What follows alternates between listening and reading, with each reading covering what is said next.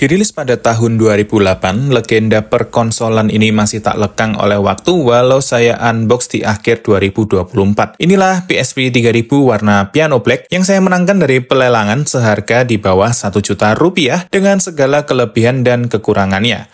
Apa saja kelebihannya dan apa saja kekurangannya akan kita bahas di video ini nantinya. Sementara itu, kita lihat apa saja yang ada di dalam kardus PSP 3000 ini. Saya mendapatkan satu buku panduan yang jelas tidak pernah dibaca. Kemudian ada satu kabel charger dual connectivity dengan USB dan jack DC-nya. USB-nya untuk kabel data, untuk transfer game, dan yang DC itu untuk melakukan charging. Setelah itu, satu unit PSP 3000 warna hitam yang sudah terpasang baterai bawaan, tanpa casing, tanpa bonus apapun, sudah satu batang saja. Tidak ada yang lain-lainnya. Jadi itu aja kawan-kawan, selamat menikmati ulasan di episode kali ini.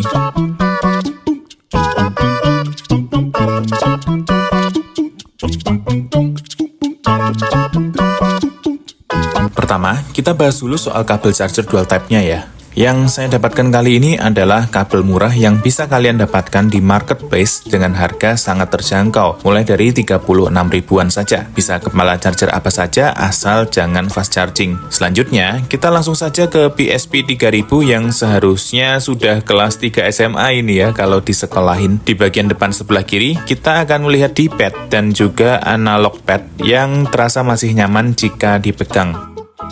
Setelah itu ada tombol home dengan logo PlayStation, juga volume down and up yang sepertinya masih berfungsi juga. Bergeser ke tengah kita akan melihat logo PSP yang legendaris ini, kemudian bergeser lagi ada tombol untuk mengatur cahaya dan shortcut menuju music player. Ada juga tombol select dan stop yang sangat penting untuk kita bermain game nantinya. Setelah itu, di sisi kanan ada tombol action yang sama-sama empuk dan nyaman ditekan. Di bagian bawah ada port audio dan mic bawaan PSP. Sebagai catatan, jack audio 3,5 mm juga bisa digunakan untuk headset biasa non buatan Sony. Lalu di sisi kanan adalah nomor seri PSP ini. Konon katanya cukup langka menemukan nomor seri body PSP yang sesuai dengan kotak bawaannya. Jadi apakah PSP saya termasuk seri yang langka? Di sisi pojok kanan bawah kita akan melihat port DC 5V yang jadul banget. Kalau beranjak ke sisi kanan kita akan lihat tombol power yang juga sekaligus menjadi tombol lock jika kita sedang memainkan PSP-nya. Di bagian atas, saya cukup terkesan dengan tombol R yang bening ini, karena bagus saja. Setelah itu, di bagian tengahnya terdapat port USB Type-B khusus PSP yang berguna buat kamu untuk memindahkan game. Kemudian ada tombol untuk mengaktifkan penangkap sinyal Wi-Fi, tapi jadul ya, jadi jangan harap PSP ini bisa connect ke settingan Wi-Fi 4G atau 5G kalian. Ke bawah dikit, ada slot memory card yang berkapasitas 32 GB,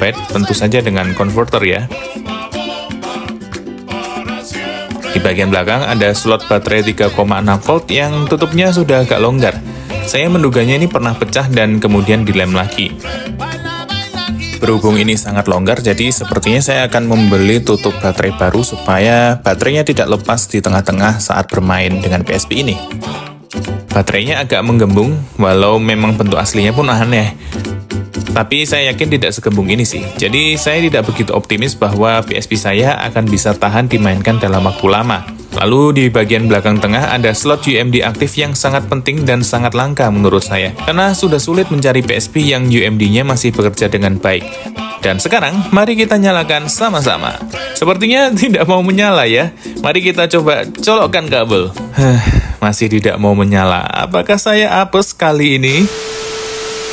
Setelah menelusuri berbagai macam tutorial selama kurang lebih 1 jam, akhirnya saya menemukan cara yaitu dengan melepas baterainya dulu, kemudian mencolokkan charger DC-nya, baru setelah itu memasang baterainya ke PSP. Tada, PSP-nya sudah bisa hidup.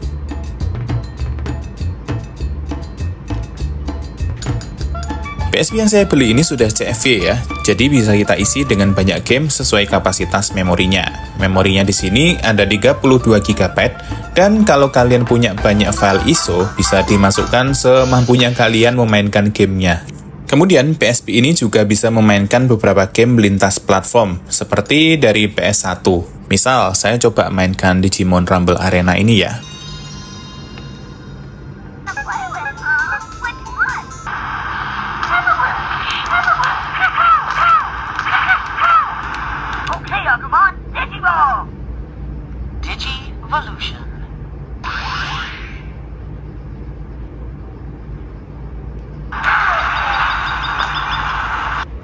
Juga bisa memainkan game dari Nintendo seperti Super Mario Bros. Ini.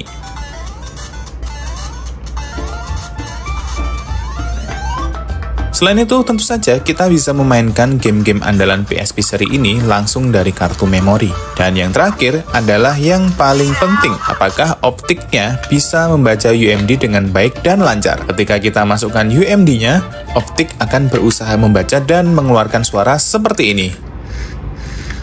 Kali ini saya akan gunakan UMD Final Fantasy Tactics dengan region Jepang, sementara PSP ini region US ya. Dan untungnya UMD-nya terbaca dengan baik dan lancar. Akhirnya saya bisa bermain dengan PSP jadul dari 16 tahun yang lalu.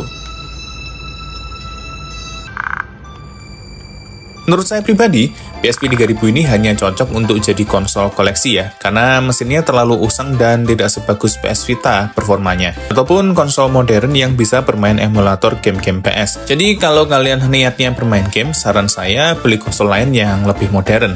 Tapi kalau kalian ingin koleksi, ditambah kalian punya banyak UMD yang tidak terpakai, PSP 3000 adalah pilihan cocok buat kamu. Apakah kamu berencana beli PSP 3000 jelang 2025 ini?